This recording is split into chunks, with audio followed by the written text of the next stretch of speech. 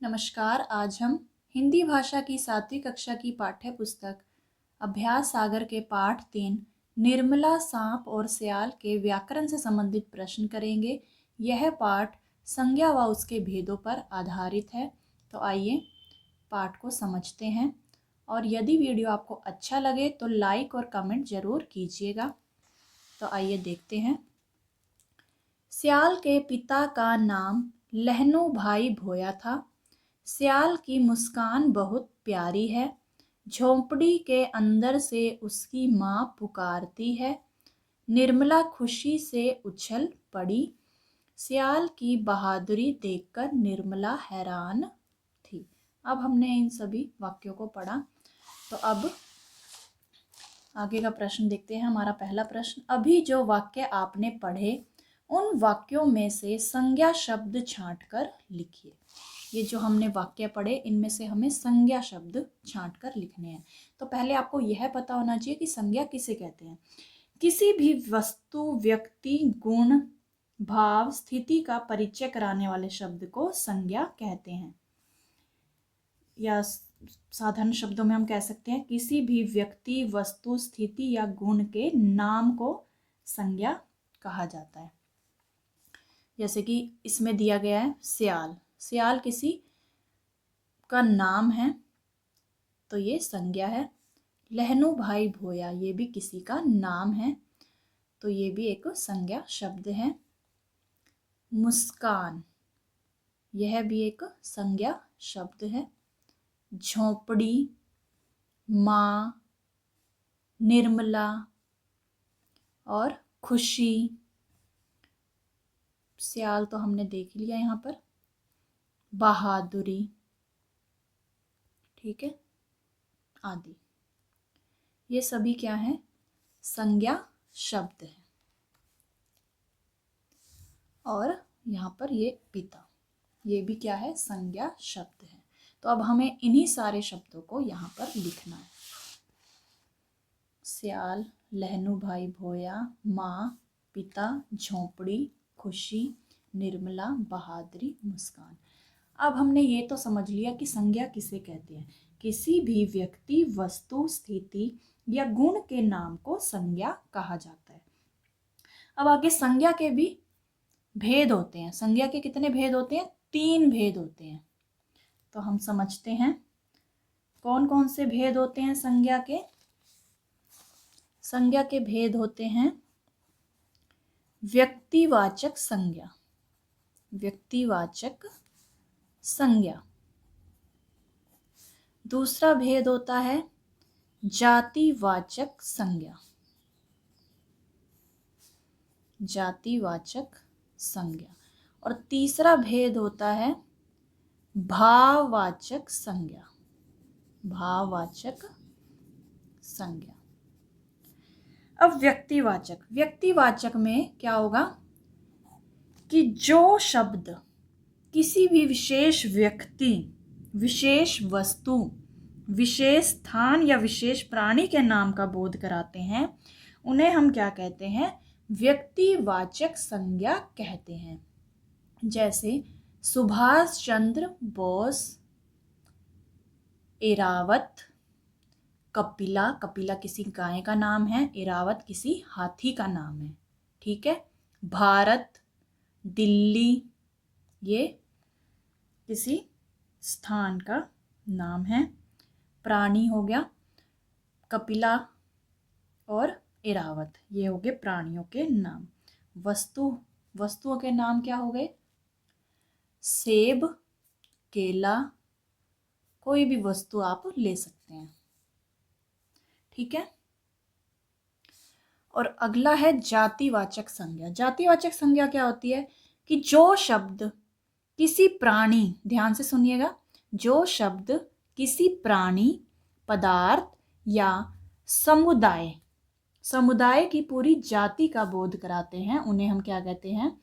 जातिवाचक संज्ञा कहते हैं। कि जो शब्द किसी प्राणी, पदार्थ या समुदाय की पूरी जाति का बोध कराएं, उन्हें हम क्या कहते हैं? जातिवाचक संज्ञा कहते हैं। जैसे कि हाथी। अब हमने हाथी उदाहरण ले लिया, हाथी में सभी हाथी आ गए। अब किसी का नाम इरावत है, किसी का नाम कुछ और हो सकता है ना। और इसके अलावा हम ले सकते हैं नदी, नदी ले सकते हैं उदाहरण में नदी। अब नदियों की पूरे जाति का बोध हो रहा है यहाँ पे किसी एक नदी की बात नहीं हो रही है कि यमुना, गंगा, सरस्वती, है ना, गोदावरी, कावेरी, कृष्णा, ये सभी नदियों के नाम हैं। ठीक है, तो ये जातिवाचक संज्ञा के अंतर्गत आएगा नदी। और देश का नाम देश अगर हम लेते हैं देश, तो इसमें किसी एक देश की बात नहीं हो रही है, सभी देशों की बात हो रही है।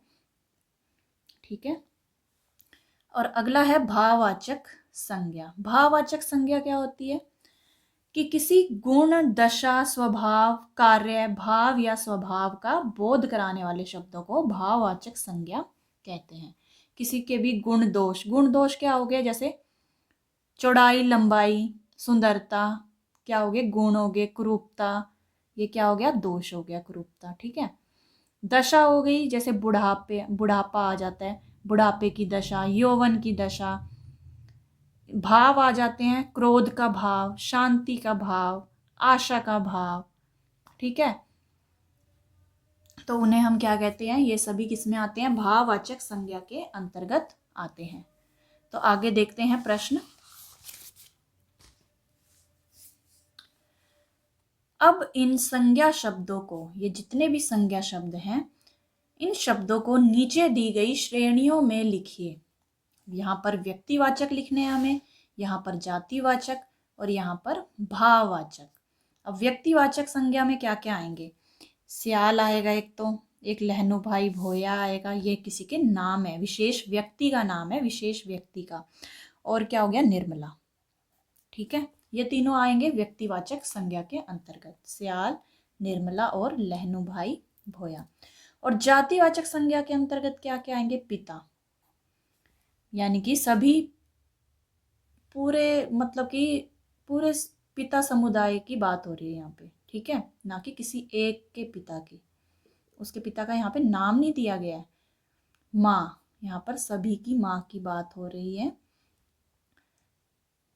माँ की पूरी जाति का बोध हो रहा है हमें। झोपड़ी, यहाँ पर भी सभी झोपड़ियों की बात हो रही है, ना कि किसी एक झोपड़ी की। ठीक है, और भाववाचक संज्ञा में क्या क्या आएगा, बहादुरी, ये उसका गुण है, गुण का पता चल रहा है यहाँ पे। मुस्कान, कि उसकी मुस्कान कितनी प्यारी है, तो मुस्कान ये भी उसका एक गुण है। खुशी, और ये उसका एक भाव है, खुशी का भाव। ठीक है, तो ये भाववाचक संज्ञा के अंतर्गत आएंगे। अब नीचे दी गई परिभाषा को पूरा कीजिए। किसी भी व्यक्ति, वस्तु, स्थान, जाति या डैश के नाम को डैश कहते हैं, कि किसी भी व्यक्ति, वस्तु, स्थान, जाति या गुण के नाम को संज्ञा कहते हैं। अगला प्रश्न है, नीचे दिए गए वाक्यों में व्यक्तिवाचक संज्ञा शब्दों पर घेरा लगाइए। केवल हमें व्यक्तिवाचक संज्ञा शब्दों पर घेरा लगाना है। जैसे पहला वाक्य देखते हैं, सियाल ने निर्मला को भाग जाने के लिए कहा। अब इसमें आप वाक्य को देखते ही पता लग रहा है कि सियाल किसी का नाम है और निर्मला भी किसी का नाम है, तो ये व्यक्तिवाचक संज्ञा है। अगला देखते हैं, दिल्ली भारत का दिल है। दिल्ली किसी स्थान का नाम है, भारत किसी देश का नाम है। ठीक है, तो नाम है इनका, तो क्या आएगा, दिल्ली, भारत, ये क्या आएंगे, व्यक्तिवाचक संज्ञा, तो इन दोनों पर हम घेरा लगाएंगे। अगला वाक्य है, ताजमहल बहुत सुंदर इमारत है। ताजमहल और इमारत दोनों पर घेरा लगेगा। ताजमहल किसी स्थान का नाम है, जगह का नाम है। ठीक है, और इमारत भी, इमारत अब उसका नाम है इमारत। ठीक है, ये भी व्यक्तिवाचक संज्ञा के अंतर्गत आएगा। अगला वाक्य, गंगा नदी का उद्गम गंगोत्री से होता है। गंगा और गंगोत्री दोनों क्या हैं, नाम है, नदियों के नाम है। ठीक है, तो इन दोनों पर घेरा लगाएंगे, ये दोनों व्यक्तिवाचक संज्ञा के अंतर्गत आएंगे। अगला वाक्य, रीना, पूजा और सीमा में गहरी दोस्ती है। अब रीना भी किसी का नाम है, पूजा भी किसी का नाम है और सीमा भी किसी का नाम है, तो ये व्यक्तिवाचक संज्ञा के अंतर्गत आएंगे। अगला प्रश्न है, नीचे दिए गए वाक्यों में जातिवाचक संज्ञा शब्दों पर घेरा लगाइए। अब इनमें हमें जातिवाचक संज्ञा पर घेरा लगाना है, ठीक है।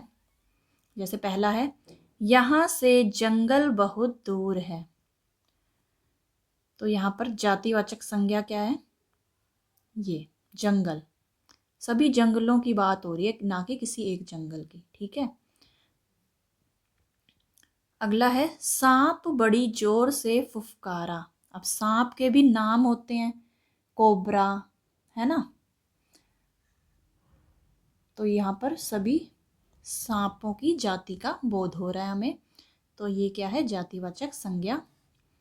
पेड़ों से फल लटक रहे हैं।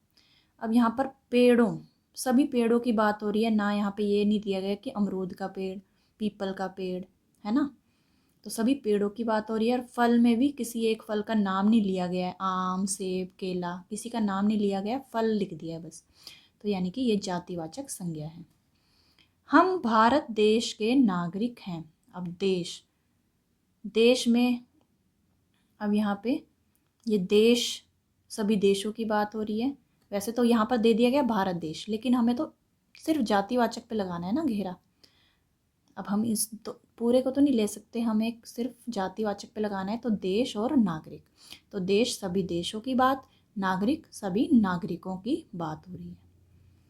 कक्षा में बच्चे बैठे हैं। अब बच्चे, सभी बच्चों की यहाँ पर बात हो रही है, सभी बच्चों की जाति की यहाँ पर बात हो रही है, किसी एक बच्चे की यहाँ पर बात नहीं हो रही है, किसी एक का नाम नहीं लिया गया, तो ये जातिवाचक संज्ञा के अंतर्गत आएगा। अगला प्रश्न है, नीचे दिए गए वाक्यों में भाववाचक संज्ञा शब्दों पर घेरा लगाइए। अब हमें भाववाचक संज्ञा शब्दों पर घेरा लगाना है। हमारे व्यवहार में विनम्रता होनी चाहिए। विनम्रता, ये क्या है, एक तरह का भाववाचक संज्ञा है, ठीक है, भाव है, विनम्र भाव का होना चाहिए, ठीक है ना। महात्मा बुद्ध ने शांति, दया और प्रेम का संदेश दिया। ये सभी भी भाव हैं, शांति का भाव, दया का भाव, प्रेम का भाव। पहाड़ की चढ़ाई बहुत कठिन है। इसमें चढ़ाई क्या है, भाववाचक संज्ञा है।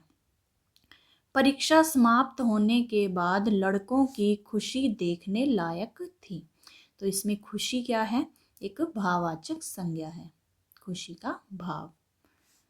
हमें अहिंसा के पथ पर चलना चाहिए। अहिंसा भी क्या है, एक भाववाचक संज्ञा है, तो यहाँ पर हमें अहिंसा पर घेरा लगाना है। अब हमारा अगला प्रश्न है, नीचे दिए गए शब्दों से भाववाचक संज्ञा बनाकर लिखिए। अब हमें ये शब्द दिए गए हैं, इन शब्दों से हमें भाववाचक संज्ञा बनानी है। जैसे अमीर से अमीरी, भाववाचक संज्ञा क्या बनेगी, अमीरी। बुरा से बुराई, लंबा से लंबाई, बच्चा से बचपन, लड़का से लड़कपन, क्रोधी क्रोध, दयालु दया, गरीब गरीबी। तो देखते हैं हमारा 8वां प्रश्न, नीचे दी गई प्रत्येक जातिवाचक संज्ञा के आधार पर दो दो व्यक्तिवाचक संज्ञा शब्द लिखिए। ये जातिवाचक संज्ञा दी गई है, ये सभी हमें इन्हीं के आधार पर दो दो व्यक्तिवाचक संज्ञा शब्द लिखने हैं। जैसे शहर दे दिया पूना, आगरा, ठीक है, ये उदाहरण हमें दिया गया है। अब हमें और भी व्यक्तिवाचक संज्ञा स्वयं से बनानी है। जैसे लड़का, अब हम किसी का भी नाम लिख सकते हैं, राम लिख दिया, मोहन लिख दिया। पुस्तक, अब हमें पुस्तक का नाम लिखना है, रामायण होगी, महाभारत। नदी, किन्हीं भी नदियों के नाम लिख सकते हैं, गंगा, यमुना, सरस्वती, कावेरी, कृष्णा, ठीक है। पर्वत, एवरेस्ट, हिमालय। नेता, नेता के नाम लिख सकते हैं यहाँ पर, किसी भी नेता का नाम। सुभाष चंद्र बोस, जवाहरलाल नेहरू। ठीक है। अब अगला प्रश्न है, नीचे दिए गए दो दो व्यक्तिवाचक संज्ञा शब्दों के आधार पर एक एक जातिवाचक संज्ञा शब्द लिखिए। अब ये हमें व्यक्तिवाचक संज्ञा दी गई है, अब हमें इनके आधार पर जातिवाचक संज्ञा लिखनी है, जातिवाचक शब्द लिखना है। ठीक है। जैसे शीला, राधिका, अब हमें पता है ये दोनों लड़कियों के नाम है, तो हमने क्या लिख दिया, लड़की। ठीक है। हिंदी, तमिल, अब हमें पता है कि ये दोनों भाषाओं के नाम है, तो हमने लिख दिया भाषा। भारत, चीन, देश के नाम है, तो लिख देंगे जातिवाचक संज्ञा शब्द देश। पंजाब, केरल, ये क्या है, राज्य हैं, तो जातिवाचक संज्ञा क्या हुआ, राज्य। बबुल, पीपल, तो जातिवाचक संज्ञा क्या हुई, पेड़। ये तो व्यक्तिवाचक है, बबूल और पीपल, हमें पता है कि ये पेड़ का नाम, पेड़ों के नाम है, तो हमने लिख दिया पेड़। रामायण, कुरान, हमें पता है ये क्या है, ग्रंथों के नाम है, तो हमने लिख दिया जातिवाचक संज्ञा शब्द ग्रंथ। अगला प्रश्न है, नीचे दिए गए संज्ञा शब्दों का वाक्यों में प्रयोग कीजिए। अब ये संज्ञा शब्द हैं, इनका हमें वाक्य बनाना है। वीरता, सोहन ने युद्ध में वीरता दिखाई। सुनील, सुनील एक अच्छा लड़का है। बच्चे, सभी बच्चे कक्षा में शोर करने लगे। कलम, गीता ने राधा की कलम तोड़ दी। भीड़, बाजार में बहुत भीड़ थी। आप इन वाक्यों के अतिरिक्त कोई और वाक्य भी बना सकते हैं अपनी इच्छा अनुसार। ठीक है। अब हमारा अगला प्रश्न है, आओ दोहराएं। खंड क में कुछ शब्द दिए गए हैं और खंड ख में उनके अर्थ दिए गए हैं। रेखा खींचते हुए शब्द को उसके अर्थ से मिलाइए। ये खंड क है, ये खंड ख है। अब हमें खंड क को खंड ख से मिलान करना है उसके सही अर्थ से। ठीक है। दैत्यकार, दैत्यकार यानी दैत्य के आकार प्रकार वाला, तो हम इसे इससे मिलान कर देंगे। सुखद यानी कि सुख देने वाला। सुखद, सुखद का अर्थ होता है सुख देने वाला, तो इसका इससे मिलान कर दिया जाएगा। आकर्षक, आकर्षक का अर्थ होता है मनोहर, प्रभावित या मोहित करने वाला। अद्भुत, अनोखा, तो हमें अद्भुत को अनोखा से सही मिलान करना है।